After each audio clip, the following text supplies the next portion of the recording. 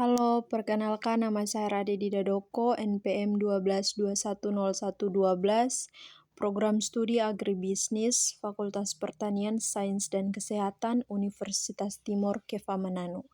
Di sini saya akan mempresentasikan materi dari mata kuliah Sistem Pengolahan Lahan Kering Terpadu dengan materinya itu pertanian berkelanjutan yang diampu oleh dosen Kristiana Irnasari Naikovi, SP, MSI. Yang pertama itu definisi pertanian berkelanjutan. Pertanian dalam pengertian luas mencakup semua kegiatan yang melibatkan pemanfaatan makhluk hidup, termasuk tanaman, hewan, dan mikroba untuk kepentingan makhluk hidup. Pertanian dalam arti sempit, yaitu sebagai pemanfaatan sebidang lahan untuk membudidayakan jenis tanaman tertentu, terutama yang bersifat semusim. Contohnya itu seperti kehutanan adalah usaha tani dengan subjek tumbuhan, biasanya pohon, dan usahanya pada lahan yang setengah liar atau hutan. Konsep pertanian berkelanjutan. Pertanian berkelanjutan atau sustainable agriculture merupakan implementasi dari konsep pembangunan berkelanjutan atau sustainable development pada sektor pertanian. Pertanian berkelanjutan juga merupakan pengelolaan konservasi sumber daya alam dan berorientasi pada perubahan teknologi dan kelembagaan yang dilakukan sedemikian rupa untuk menjamin pemuasan kebutuhan manusia secara berkelanjutan bagi generasi sekarang dan mendatang.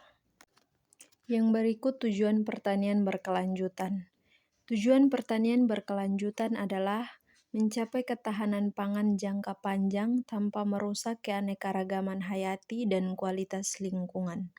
Selain itu juga bertujuan untuk meningkatkan kualitas hidup petani dan komunitas pedesaan dengan memberikan kesempatan kerja yang layak serta mendukung keberlangsungan sosial dan ekonomi di wilayah pertanian.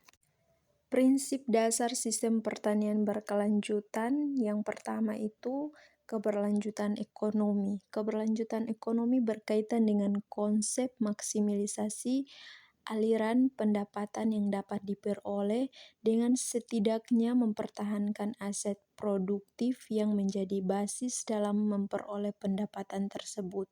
Yang menjadi indikator utama dalam dimensi ekonomi ini ialah tingkat efisiensi ekonomi dan daya saing juga besaran dan pertumbuhan nilai tambah termasuk dalam hal laba serta stabilitas ekonomi.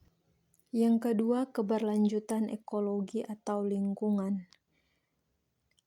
Dalam keberlanjutan ekologi dan lingkungan ini menekankan kebutuhan akan stabilitas ekosistem alam yang mencakup sistem kehidupan biologis dan materi alam.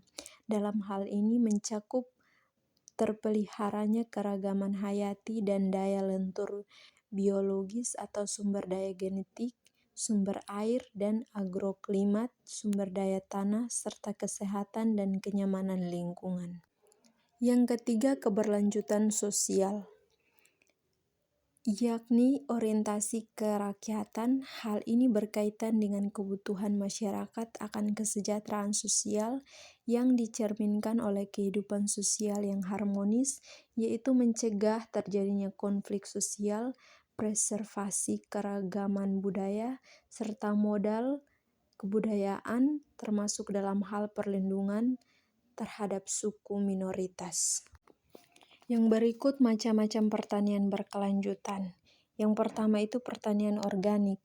Metode ini menghindari penggunaan pestisida dan pupuk kimia sintesis. Sebaliknya, pertanian organik mengandalkan bahan-bahan alami seperti kompos dan pupuk hijau, serta mengimplementasikan rotasi tanaman untuk menjaga kesuburan tanah.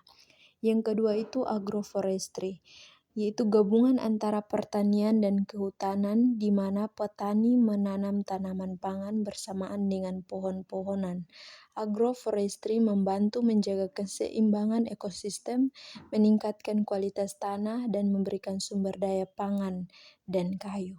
Yang ketiga, sistem permakultur pertanian.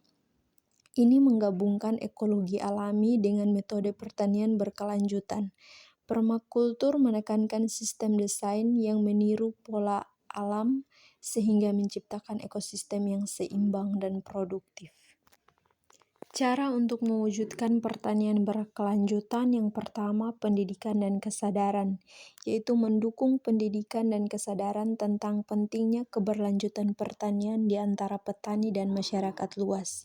Yang kedua itu pengembangan teknologi, yaitu mendukung penelitian dan pengembangan teknologi ramah lingkungan untuk meningkatkan efisiensi pertanian. Yang ketiga, kebijakan pemerintah, yaitu menerapkan kebijakan yang mendukung praktik pertanian ini, termasuk insentif dan bantuan untuk petani. Yang keempat, kolaborasi dan kemitraan, yaitu membangun kolaborasi antara pemerintah, sektor swasta, dan masyarakat dalam mewujudkan metode pertanian ini. Demikian materi presentasi saya tentang pertanian berkelanjutan. Sekian dan terima kasih.